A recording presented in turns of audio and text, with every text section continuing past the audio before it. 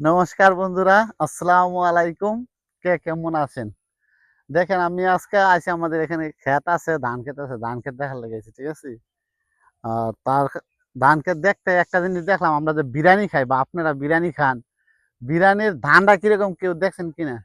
যারা গ্রামের তারা তো অবশ্যই দেখছেন, যারা শহরের হয়তো দেখেন নাই। এই যে দেখেন ধান ক্ষেতটা, এই যে দেখেন ধানের অবস্থা। দেখছেন ধানটা কিন্তু কালো। কিন্তু চাউল যে এত সুন্দর হয়, এত সুস্বাদু হয় দেখেন এই কারণে দেখেন এটা হলো গিয়া বিরানির চাউলের ক্ষেত। ঠিক আছে? আর আমাদের গ্রামের মধ্যে দেখেন আরেকটা জিনিস যে জমির মাঝখানে দেখেন এই যে ঘাস ক্ষেতও আছে, আবার মাঝখানে দেখেন এই যে দেন সিম গাছ করে রাখছে। বটবুটি সিম কয়টি রে না? হ্যাঁ? এই যে দেন বটবুটি সিম করে রাখছে। অসাধারণ সুন্দর সিম গাছ। ঠিক আছে? আর ঘুরতে আসছিলাম দেখেন সাথে কে আইছে দেখেন। সাথে আরেকজন আইছে এই যে দেখেন সাথে। এই যে আরেকজনরে নিয়ে আইছি। এই যে জমি দেখতেছি এই যে আমাদের পাশে বাড়ি।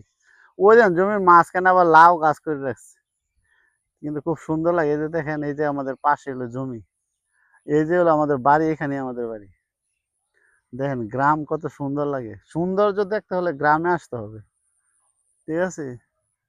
গ্রাম মানে অপূর্ব দৃশ্য দেখা যায়। ঠিক আছে? দেখেন কত সুন্দর। আর এই যে দেখেন সিম, যেটা বটবুড়ি সিম কয়, আমাদের এলাকায় কয় লচ্ছই। আমাদের কুমিল্লা ভাষায় লচ্ছই কয়।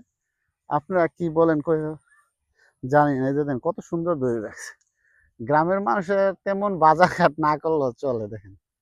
এই যে জমি ঘাস ক্ষেত, ঘাস ক্ষেতের দেখেন এক কোণার মধ্যে কতগুলি গাছ লাগায় রাখছে, বাস ফসল হয়ে গেছে। আর এই ধান ক্ষেতটা দেখেন কত সুন্দর, এই যে বিরানির ধান ক্ষেত। ঠিক আছে? তো সবাই আমাদের ভিডিও দেখবেন, সাবস্ক্রাইব করবেন, লাইক শেয়ার করবেন। কিরকম দেখলেন অবশ্যই বলবেন। ঠিক আছে? তো আর কি বলবো, সবাই ভালো থাকেন, সুস্থ থাকেন, এটাই চাই।